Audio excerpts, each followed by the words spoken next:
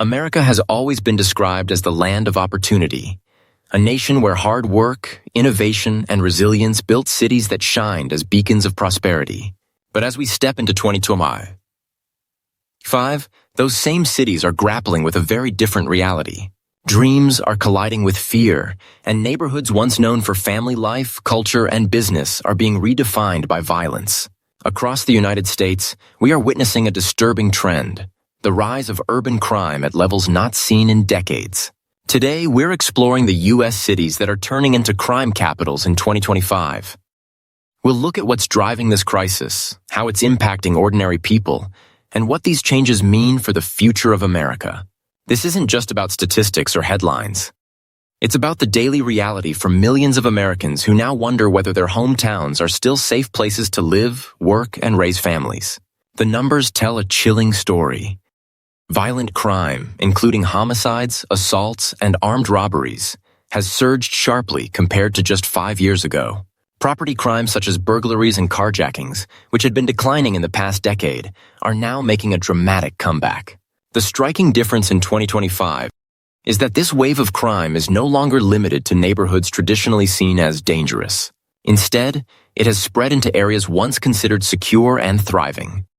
Experts point to a combination of factors: economic instability, a widening wealth gap, the ongoing drug epidemic, social unrest, and a breakdown of trust between citizens and law enforcement. Each of these ingredients has created the perfect storm for crime to flourish. Take Chicago.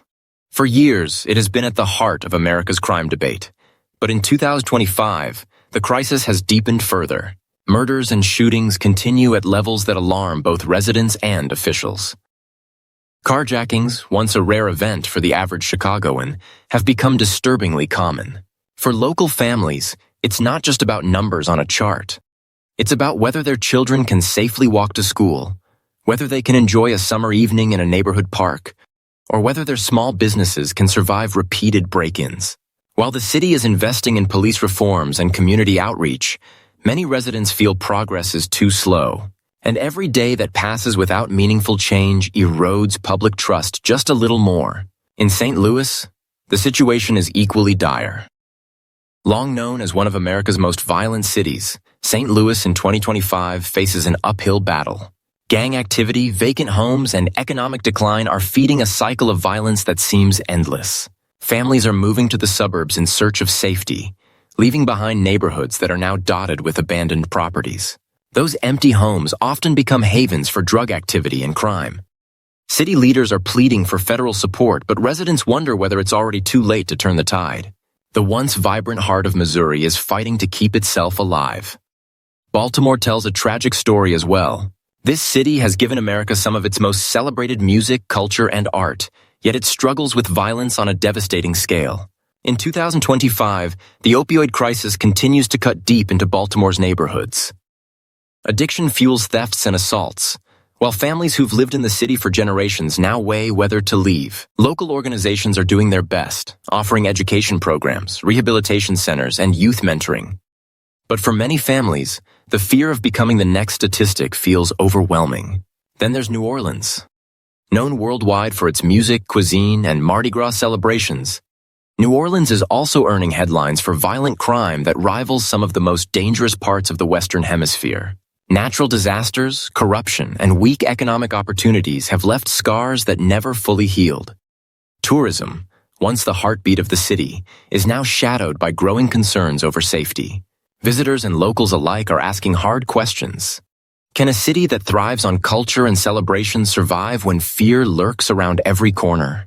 Perhaps the most striking development in 2025 is that crime is no longer just concentrated in these long-recognized hotspots.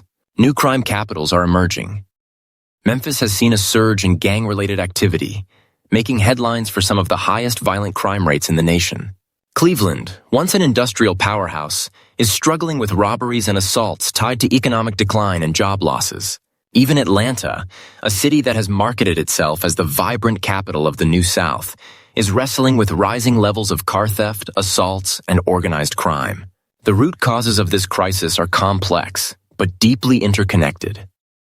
Poverty and inequality are the foundation. When people feel shut out of opportunity, crime often becomes a desperate alternative. The housing crisis has also intensified the problem. Families pushed into homelessness or unstable living situations often become more vulnerable to both committing and falling victim to crime. On top of that, synthetic drugs, especially fentanyl, are devastating entire communities, leading to spikes in overdoses, robberies, and violent altercations. Meanwhile, police departments in many cities are understaffed, overwhelmed, and struggling to rebuild trust with communities after years of tension. The human stories behind these numbers are heartbreaking. In Memphis, a small business owner who once prided himself on serving his neighborhood now fears closing for good after multiple armed robberies. In Chicago, a mother who lost her teenage son to a stray bullet wonders how many more families must suffer before change arrives. In Baltimore, a young professional who once dreamed of helping rebuild the city has instead moved away, unwilling to risk her safety. These stories remind us that behind every headline, there are families shattered, dreams lost, and futures cut short. The economic consequences of this crime wave are massive. Businesses are shutting their doors, unable to survive in unsafe environments. Property values are collapsing, wiping out the wealth of homeowners who invested their life savings in their neighborhoods.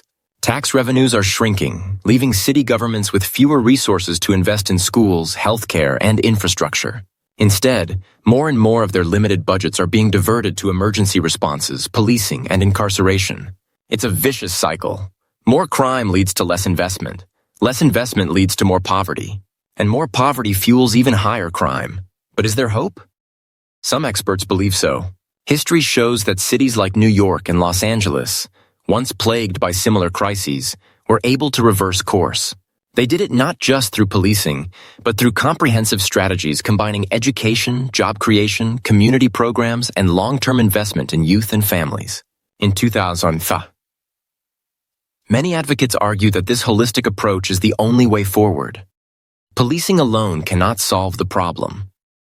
True change requires addressing the underlying conditions that make crime inevitable. The question is whether America's current crime capitals will take that path.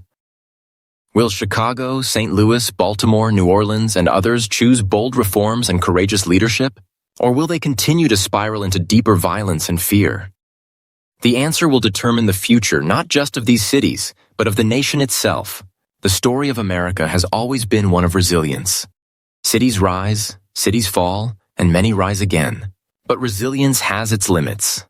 In 2025, millions of Americans are asking whether their hometowns can bounce back, or whether they are destined to be remembered as the crime capitals of their time.